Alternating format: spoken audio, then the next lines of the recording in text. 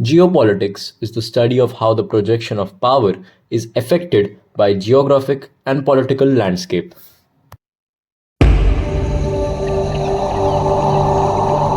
Hey guys, welcome to a fresh new episode on Booksfinity, and I'm making this video at midnight. It's 1:30 a.m. right now, and day after tomorrow is my technically tomorrow, but day after tomorrow is my principal of management exam, and yeah, I was preparing for it. I thought let's make a video because I took a break. So in this particular video, I recently read a book, and the book of maps. It is not actually a book of maps, but it's about geopolitics. Now, when I talk about geopolitics, this is a subject, this is a topic which is very trendy these days, and everyone wants to know about geopolitics. So I read this very basic and very fundamental book about geopolitics by Tim Marshall, that is Prisoners of Geography. Now, when we talk about geopolitics, when we hear this word, we always hear that there's geo word attached in politics. So geopolitics is somewhere which has connections with geography and history. So it does not sound good, a business student talking about geopolitics, but this is somewhere I got an interest in. So I heard a lot of podcasts on YouTube, and it was about geopolitics, and that's how I got into geopolitics. So I read this book by Tim Marshall, and it actually talks about a very basic fundamentals of geopolitics. It talks about the insights of, not only of the present or the future projections. It talks about past and why these things are the way it is. So it talks about maps, like it talks about different continents, why, and like basically their geographical position, and if they actually make any sense now.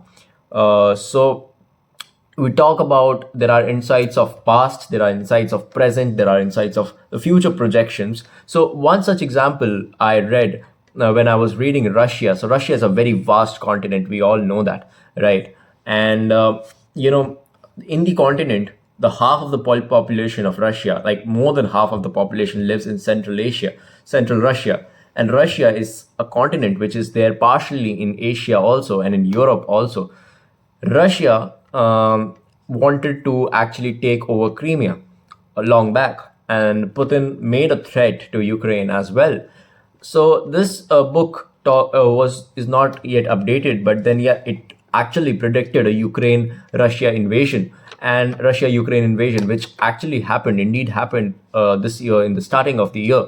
And there were talks of world war which took place. So yes, this book in short, it talks about, it is dull at times, I would agree to that fact, but it actually it also talks about decisions taken by the individuals in the past, individuals as in like the leaders who took wrong decisions, I would say, or maybe right decisions, we don't know, but it gives you a clear projection of the future. And it could be dull at times because there's a lot of history to grasp on. And then there are maps only, like just starting of the chapter, that's it.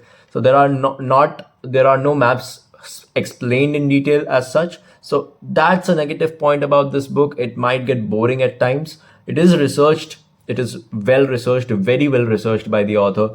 It is knowledgeable, it is good stuff out there. So these are the positive sides of the book. But I'll say that the book, as in like there are no faults, but then yes, it's boring at times, and it's an easy language, so anyone can read it, anyone can understand geopolitics and get yourself interested in geopolitics. That's the only motto of me making this video.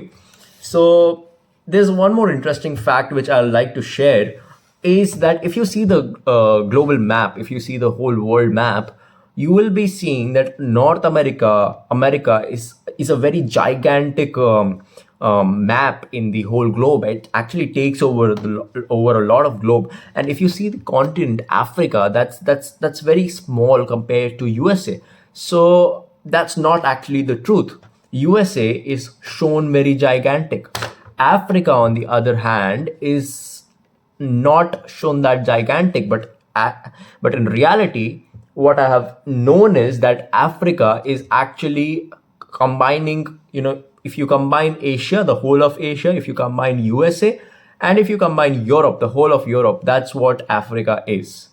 That's why there are a lot of faults our map in our maps, and you can get yourself cleared with all these in this book, Prisoners of Geography, link in the description box below. And I'll try to be, as soon as possible, I'll try to be very consistent with making videos. So till then, bye bye, and wish me luck for the exams.